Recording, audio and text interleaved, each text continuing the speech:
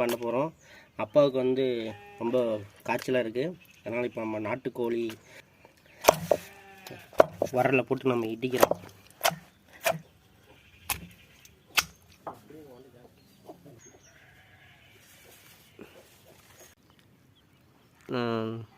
எல்லாத்தையும்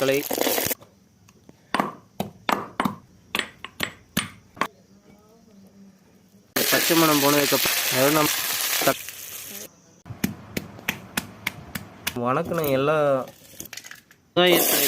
கருவேப்பிலையும் இடித்த பச்சை மிளகாய், வெங்காயம், கருவேப்பிலை, பச்சை மிளகாய் நல்லா சிக்கனை போட்டுக்கலாம்.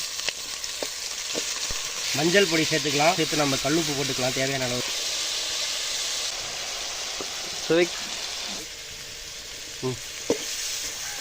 அரைச்சி வச்சுருந்த பேஸ்ட் எல்லாம் போட்டுக்கலாம். கொஞ்சம் கிரைண்ட் பண்ணி விட்டுக்கலாம்.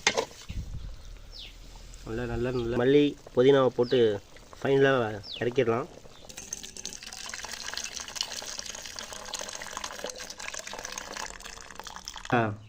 மாற்றின ரசத்துக்கு மல்லி புதினாவை சேர்த்து ஃபைனல் பண்ணிடலாம்.